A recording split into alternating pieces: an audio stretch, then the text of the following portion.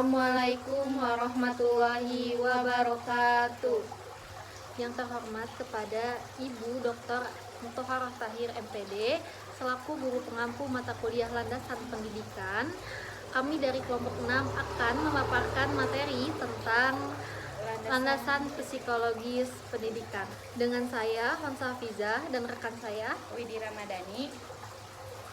Kami di sini akan menjelaskan tentang pengertian landasan psikologis, motif, frustasi, penyesuaian diri, terus faktor-faktornya apa saja, dan kesimpulan. Saya akan menjelaskan landasan psikologis. Landasan psikologis itu adalah landasan titik tolak proses pendidikan yang membahas di mana berbagai informasi atau tentang kehidupan manusia terutamanya aspek kepribadian manusia pada setiap tahapan usia perkembangan. Dan juga landasan psikologis itu penting dalam pendidikan. Nah, oleh karena itu dapat membantu mengoptimalkan proses belajar dan mengajarnya. Salah satunya landasan juga membangun kurikulum kepada guru dan lain-lainnya, sekaligus juga sebagai barisan paling penting yakni sebagai implementer kurikulumnya. Di sini juga ada motif primer. Apa sih itu motif primer? Motif primer adalah motif bawaan yang tidak dipelajari. Terus motif ini tuh timbul akibat proses kimiawi atau disebut fisiologi yang mendapat pada setiap orang. Dan juga motif primer itu disebut juga motif dasar, yaitu basic motif, atau disebut juga bisa biologis dream deepest. Dan yang kedua itu ada motif sekunder. Sekunder itu adalah motif yang memperoleh dari belajar melalui pengalaman motif. Itu mempengaruhi oleh tingkat peradaban dan adat istiadatnya juga dalam nilai-nilai yang berlaku dalam masyarakat. Nah, sedangkan frustasi eksternal seperti namanya berarti eksternal dari luar gitu. Nah, ini tuh reaksi dan rasa kekecewaan atas kondisi lingkungan sekitar. Jadi dapat disimpulkan ya bahwa frustasi eksternal itu disebabkan oleh lingkungan sekitarnya. Nah, contohnya tuh kayak kondisi di pekerjaannya, atau mungkin hambatan dalam karirnya, terus kemacetan lalu lintas juga bisa menjadi alasan frustasi eksternal, karena kan kayak pusing ya di jalan gitu, macet. Nah, itu tuh termasuk frustasi, terus masuknya ke frustasi eksternal. Jadi berbeda ya sama frustasi internal tadi. Kalau frustasi internal kan dari dalam dirinya ya, kayak kurang puas, insecure, ataupun yang lain hal. Nah, terus kalau frustasi eksternal mah dari luar, itu dari lingkungan, kayak contohnya lalu lintas jalan macet gitu. Jadi berbeda ya.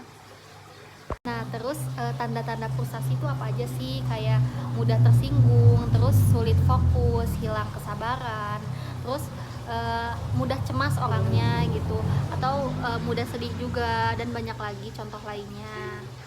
Baik, selanjutnya saya akan menjelaskan tentang faktor-faktor yang mempengaruhi perkembangan individu.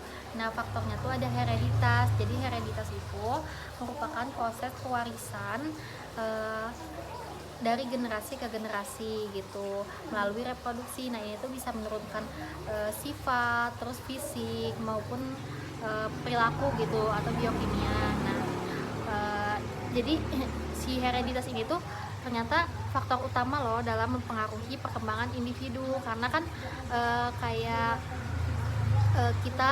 kita di sini kita tuh merupakan warisan sifat dari kedua orang tua gitu. Jadi ada 4 poin dalam hereditas. Yang pertama ada reproduksi. Jadi reproduksi itu penurunan sifat yang hanya berlangsung dengan melalui sel benih aja gitu.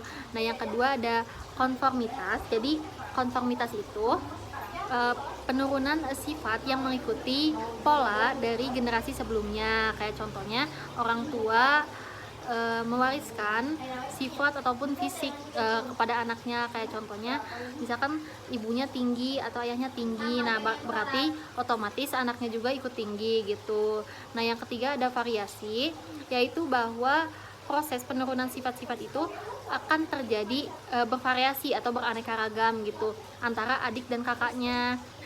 Pasti terdapat perbedaan gitu meskipun dari orang tua yang sama gitu, mau kembar sekalipun juga sudah dipastikan ya pasti bervariasi, nggak akan mungkin sama persis, jadi unik lah, manusia itu unik gitu. Nah yang keempat ada rekreasi filial gitu. Nah itu apa sih? Jadi penurunan sifat atau ciri-ciri itu cenderung ke arah rata-rata gitu. Jadi rata-rata manusia gitu kayak gimana. Nah, rekreasi filial tuh contoh lebih dalamnya kayak kan tadi ya rata-rata. Nah maksud rata-rata tuh kayak sifat ataupun fisik gitu dari orang tuanya gitu. Nah contohnya kayak ibunya tinggi terus ayahnya tinggi tapi anaknya itu misalkan kurang tinggi. Nah itu tuh mungkin kembali ke generasi sebelumnya, itu tuh kayak misalkan nurunnya itu dari kakeknya gitu, bukan dari kedua orang tuanya. Jadi rekreasi filial tuh rata-rata keluarga sebelumnya juga, generasi sebelumnya juga, jadi nggak bisa dipatok hanya orang tuanya aja gitu.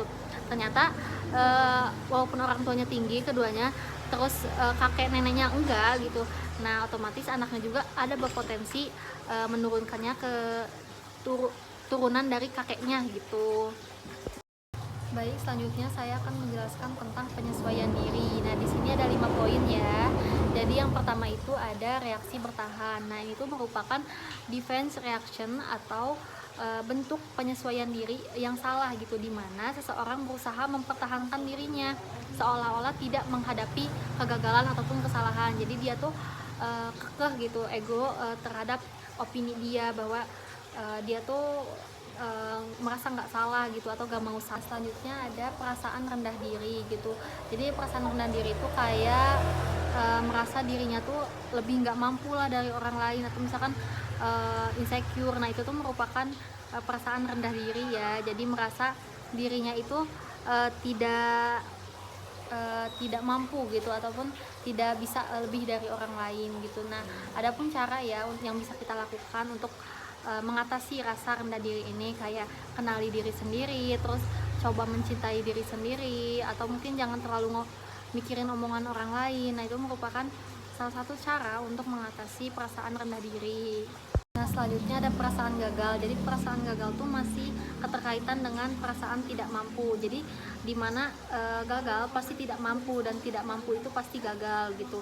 Jadi contohnya kayak kita tuh lagi bangun usaha nih gitu, nah terus kita tuh merasa tidak mampu, nah otomatis gagal gitu. Jadi perasaan gagal ini tuh ada kaitannya dengan perasaan tidak mampu.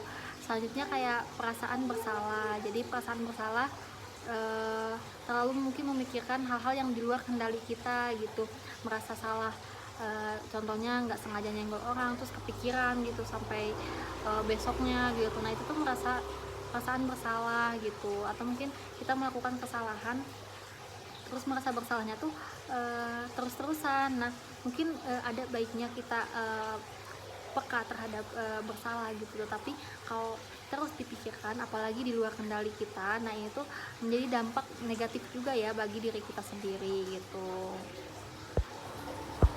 Pada kesimpulan, landasan psikologis pendidikan merupakan suatu landasan dalam proses pendidikan yang membahas berbagai informasi tentang kehidupan manusia pada umumnya, serta landasan psikologis ini membahas berbagai informasi tentang kehidupan manusia, terutama pada aspek-aspek kehidupan manusia itu. Lalu salah satunya aspek yang penting diketahui, setiap tingkah laku individu itu bermotif gitu. Nah, sosial dalam perkembangannya, landasan psikologis pendidikan memiliki peran sebagai perkembangan kurikulum dalam sistem pembelajarannya dan penilaiannya. Terima kasih dan mohon maaf jika banyak kekurangan ataupun kesalahan dalam video kami. Terima kasih. Wassalamualaikum warahmatullahi wabarakatuh.